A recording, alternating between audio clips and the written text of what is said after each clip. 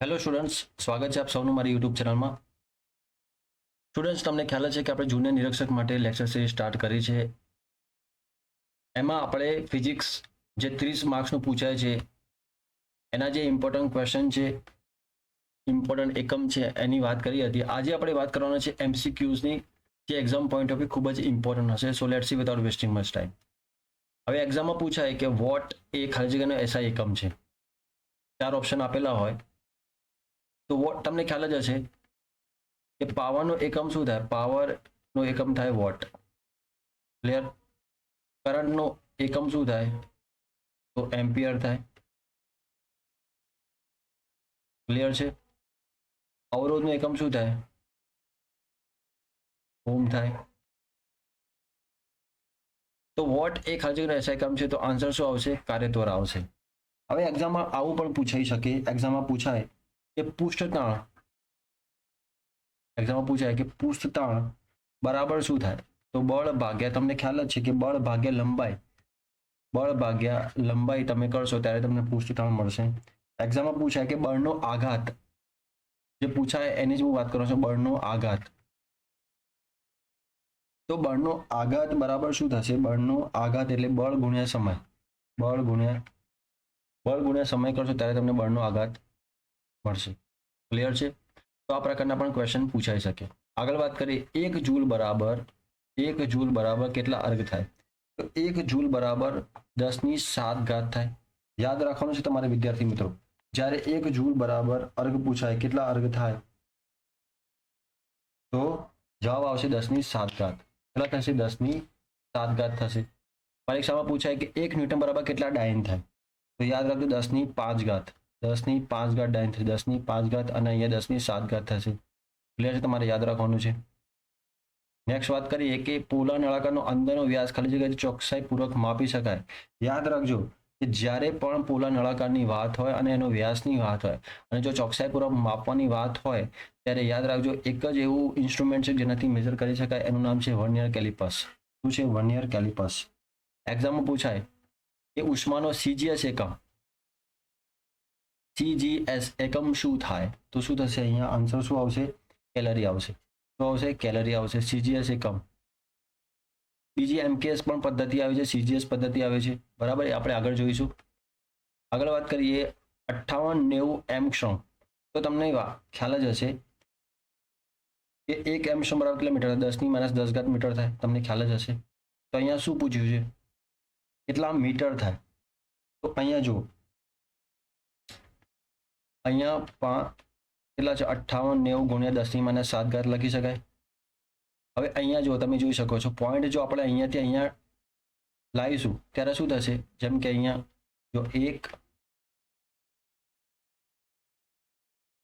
અહીંયા આપણે પોઈન્ટ લાવીશું તો કેટલા પોઈન્ટ કપાશે? અહીંયા લાવીશું આપણે તો જો 3 પોઈન્ટ કપાશે. 1 2 3. તો શું થશે? અહીંયા 10⁻³ એટલે કે 5.890 ગુણ્યા 10⁻7 થશે. ક્લિયર છે? તો આપણો આન્સર શું આવશે? આન્સર આપણો રાઈટ છે. ક્લિયર છે? એક અહીંયા જો 58-90 એંગસ્ટ્રોમ બરાબર ખાલી જગ્યા મીટર થાય. તો આપણો આન્સર તમે અહીંયા જો, અહીંયા આપણે આ દિશામાં જો પોઈન્ટને આપણે ખસાડીશું, બરાબર, અહીંયા પોઈન્ટ જે છે તો તમે જો અહીંયા શું થશે? અહીંયા +3 થશે એ 10⁻7, 10⁻10 + 3 એટલે કેટલા થશે? 10⁻7 થશે. ક્લિયર છે? આ રીતે તમારે સમજવાનું છે. ચલો નેક્સ્ટ વાત કરીએ સદિશ રાશિ. તો નીચેનામાંથી કઈ સદિશ રાશિ છે? તો જો અહીંયા સદિશ રાશિ કઈ છે? તો વેગ છે. સદિશ રાશિ કઈ છે? આમાંથી વેગ જે છે એ સદિશ રાશિ છે. નેક્સ્ટ વાત કરીએ આપણે અદિશ રાશિ કઈ છે? આમાંથી તો ઝડપ જે છે એ અદિશ રાશિ આવશે. ઝડપ જે હશે આમાં એ અદિશ રાશિ હશે. ક્લિયર છે? ઉષ્માનો એસઆઈ એકમ, તો એસઆઈ એકમ ઉષ્માનો શું થાય? તો જૂલ થાય. યાદ રાખજો, એસઆઈ એકમ ઉષ્માનો શું થશે? જૂલ થશે. વજનનો એસઆઈ એકમ, તો વજનનો એસઆઈ એકમ શું થાય? તો ન્યૂટન થાય. શું થાય? ન્યૂટન. વજનનો એસઆઈ એકમ ન્યૂટન થાય. પદાર્થના દ્રવ્યમાનનો એસઆઈ એકમ પરીક્ષામાં પૂછાય તો શું થાય? કિલોગ્રામ થાય. શું થશે? કિલોગ્રામ. આ કિલોગ્રામ જે છે, કિલોગ્રામ એ પદાર્થના દ્રવ્યમાનનો એસઆઈ એકમ થશે. ક્લિયર. નેક્સ્ટ વાત કરીએ 1 એંગસ્ટ્રોમ યુનિટ બરાબર કેટલા મીટર થાય? 10⁻10 મીટર થાય. 10⁻10 મીટર થાય. ઇમ્પોર્ટન્ટ ક્વેશ્ચન છે, એક્ઝામમાં પૂછાઈ શકે છે. ઘનતાનો SI એકમ, તો ઘનતાનું તમને સૂત્ર આવડતું તો તમને આવડશે. તો જો ઘનતા તો દળ ભાગ્યા કદ, તમને ખ્યાલ જ છે ઘનતા બરાબર શું થશે? દળ ભાગ્યા કદ. આ દળ એટલે કિલોગ્રામ થશે અને કદ એટલે કે મીટરનો ઘન. મીટરનો ઘન એટલે આપણો આન્સર શું આવશે? એ આવશે. બળનો SI એકમ, બળનો SI એકમ શું થાય? તો યાદ રાખજો ન્યૂટન થાય. ભૌતિક રાશિ કઈ છે? સાદિત ભૌતિક રાશિ આમાંથી કઈ છે? તો બળ જે છે એ સાદિત ભૌતિક રાશિ છે. આગળ વાત કરીએ આપણે. 100 ડાયન બરાબર કેટલા ન્યૂટન થાય? તો યાદ રાખજો 10⁻³ થાય. 1 મીટર ક્યુબ બરાબર કેટલા સેન્ટીમીટર ક્યુબ થાય? બહુ સરળ ક્વેશ્ચન છે.